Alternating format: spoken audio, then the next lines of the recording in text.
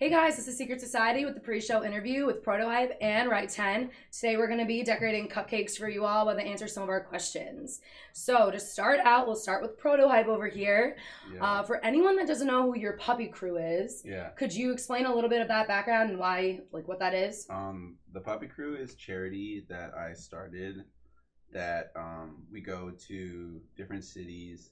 Like say for example, I play a show in Syracuse. We find a local humane society in the area, and then we contact them, and then we donate, like for every ticket sold we donate $1, and then the venue matches that number, and then we also we'll have the meet and greet at the humane society. So that's so bomb. That's the puppy crew. Yeah, that's so bomb. Is there any place that fans can go to donate money to it, or is it just through the shelters and stuff? No, it's through the shelters. Okay. It's kind of I'm still kind of figuring it out, I'm just trying out different stuff because it's still pretty new. Mm-hmm. But it's been going pretty well so far. I'm pretty stoked about it, and we've been saving lots of doggies. So. Yeah, it's a great cause. All right, so Riot 10, how did you deal with your rising fame and experience over the last couple of years? Is there anything in particular that you do to keep you grounded? I don't know. I guess just kind of just reminding myself about I guess being who you'd want to be another artist to be. If you want to be obviously somebody to be more humble, or just just more, I guess more on the chill side. Yeah. Someone that you want to hang out with. Yeah, someone exactly. you want to decorate cupcakes with. Yeah, exactly, right? So I mean, not just that. I mean, I think it's just a little bit more I just kind of appreciate everything that's happening. So it's I don't want to just I don't know. You just want to be chill. You want to be you. Yeah. So I don't just take it all in. So little by little. But I mean, no. I mean, I think it's cool. I mean, I can't really just kind of myself. Be yourself, really. I guess. For sure. Yeah. Oh, I like that. So "Made It Home" is one of your newest tracks that are coming out. Can you explain a little bit about why that's so important to you? How that hype up came to you? What? I wrote that song a year and a half ago. I'm glad it's finally come out. Mm-hmm. But pretty much the concept behind the record is when you hear the song, to me it sounds like a really good driving fast, something to drive fast to. Mm-hmm. So a lot of people when you listen to the lyrics, it kind of sounds like it's about a girl and a relationship, but it's actually about me and my dog. So that's the real secret. It's a different kind of love. It's a different kind of love, and it's really the general message of the record is that because pretty much the lifestyle that I live is it's a whole lot of traveling all the time, and you find yourself alone a lot of times, and having the ability to kind of turn any place that you're in into your home. The home is a state of mind. Home is everywhere. Yeah, it's wherever you want it to be. So doesn't have to be one place. Exactly. So, but it's also nice to make it home. Yeah, a real home. Yeah, nice to have your own bed. Nice to have familiar surroundings. Yeah. All right, so Riot 10, what was your reaction after hearing "Fuck It" went #1 on the Beatport dubstep charts? I think with when anything charts of mine. I mean, whether it's even 50, it's nice to see because it's all the hard work that goes into certain songs or any song really, because it's your heart. Yeah. It's just really cool, and it's humbling to to know that something that you're proud of, and something that other people connect with on. Yeah, even if it's not it's fucking you can't really it's not a really meaningful connect. Yeah. But I mean, if it's hype, I mean people like it. Yeah, I mean they gotta connect at some level. They need that. I mean, I guess people could say fuck it, Fuck it. I say fuck it with a lot of things. So yeah, no, it was really cool. It was nice to see that. Yeah, for sure. All right, so Protohype, how did you create your sound, and what artists influenced you the most, do you think? I'm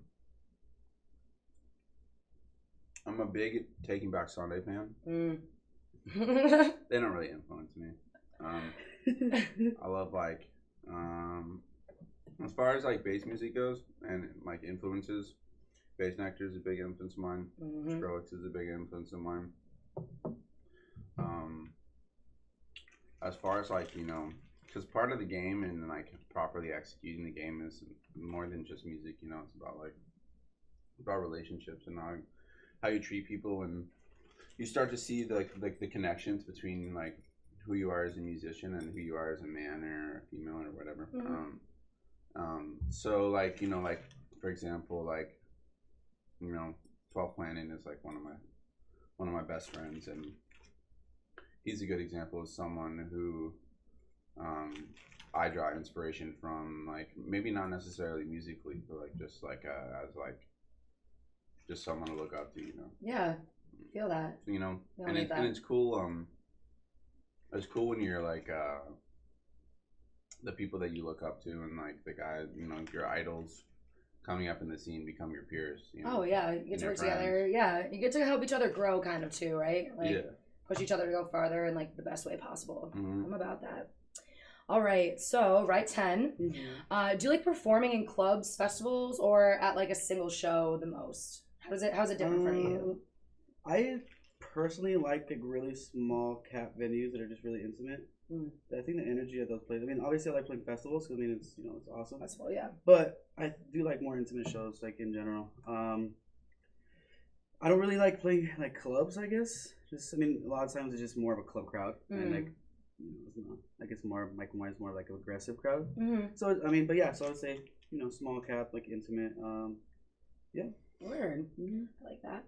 All right, so we see that you're all tatted up over here, boys. Could we get a little background story of one or two of your favorite tattoos that you have, or do you have any crazy like got this on the road while I was fucked up? And let's hear it. Every tattoo I have is has a story. This one is like probably the best one, but so like all the way up here, starting up here, and then wrapping around is a chorus from this Beatles song called "In My Life," which is like me and my mom's like song. I'm told like total mama's boy, and so while I was getting this tattoo, or like right up to that, my grandfather was sick, and pretty much he had been sick for a really long time, and it was like about time for him to pass. And my mom was with him in Philadelphia, where he lives at, and she was with him, and she was telling him about the tattoo that I was getting for her, and it turned out that was also their song that they had together, and the sheet music for this that I have tattooed is the lyrics are "In my life, I love you more," and I guess they sang it together, and then he passed away right after. Oh my god, I'm gonna cry now. While I was getting tattooed. So it was very like, meant to be. It was like it's like in me. It is in you. It's pretty gnarly. Yeah, no, that's so bomb. That's really great. Yeah. Do you want to give us a story? Shit. I mean, doesn't have to be as deep as that. No, it can be. Honestly, none of my tattoos are really meaningful except for obviously like my son's name. And his birthday. Yeah. Besides that, not really. I mean, a lot of tattoos I kind of got like when I was younger, like when I was like 19, 18, so like kind of shitty. Yeah. So, I mean, I have some of those I think a lot of them I got them because like I kind of like got them to prevent myself from getting a job. That way, I just like that's why I have like my hands already like you know like my neck. I had my neck when I was like 19 and shit. So. That's fire. Yeah, right. Those are good. You guys did great, man. Yeah, you did. I'm like it's like a work of art. Yeah, I don't want to eat mine yet. Yeah, so you need that. I'm gonna eat it. Yeah. And I don't know, like I like the my hyper dye like lettering on my fingers just because like it was cool. Yeah, like my branding thing on there. Yeah. For sure. No, I feel that. All right. So let's go to, we'll go Riot 10 again. Okay. So your graphics are pretty dark and they're pretty badass. So do you have any like inspiration behind that, or what was your reasoning for choosing the darker side? I mean, I think the whole dark thing is always like started back when I was like younger, because my mom used to like show me a lot of like scary movies all the time. So I think I've always just been into like horror stuff. Yeah. And then so like with the whole like Riot 10 thing, like when you think of like Riot, I mean it's more like it's obviously more darker than it is. You know, obviously, like when it's like happy, I guess. And I guess just I don't know, I've always really been into just like skulls and skeletons and just like creepy shit. So I was like, well, same. I feel just that. Kind of just incorporate doing it. Really. Yeah. Yeah, I mean it's pretty simple, just not really any. Yeah, just always been into shit like that. Yeah. Yeah, I'm about it. No, I was always into creepy shit when I was a little kid. My teachers definitely were like freaked out. All right, so we'll go to Protohype. What are some of your biggest fears, or what were some of your biggest fears breaking into the industry? Did you ever have some doubts or anything that went through your head that kind of swayed you to not? And you both can answer this. I think that having doubts I think having doubts keeps you on your toes, and like that's important in such like the game's so like competitive now, and a bunch of fuck ass motherfuckers out there that aren't really doing their job and stuff. So I think fear, like I'm really scared of spiders and sharks and scorpions and snakes. Things that you will totally encounter every show that you play. You'd be surprised in Texas Actually, yeah, when they see you. But that's Snakes, really my scorpions, fears. I'm not really scared of shit as far as the music game goes, you know. But I am scared of spiders. There you go. No spiders, guys. Fair enough. All right, Ten. I mean, I think it comes with it. I think majority of artists like go through a lot of like self doubt. You know, as far as like, you know, maybe you're not getting enough shows, you're not getting certain like label signings, or just music itself. You're not thinking you're producing enough. Yeah. So I think it's like the fear is really just like a falling off and like not being able to continue doing what you love.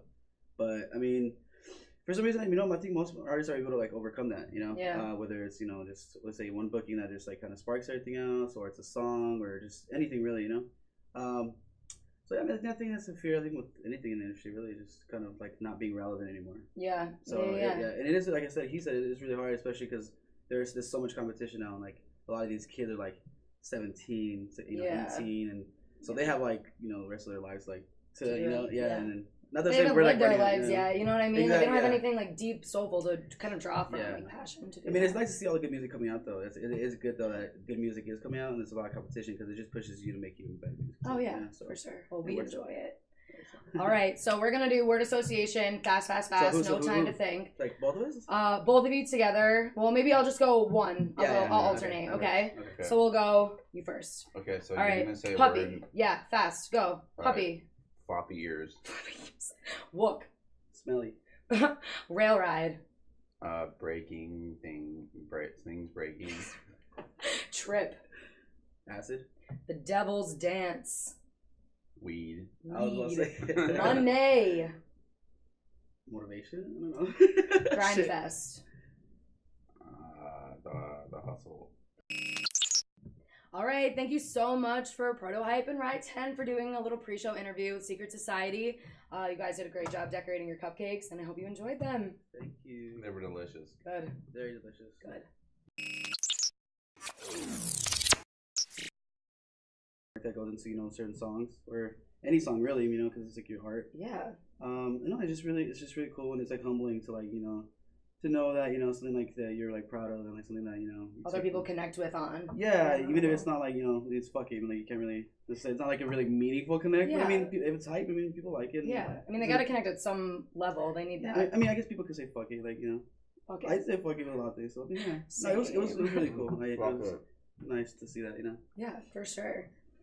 All right, so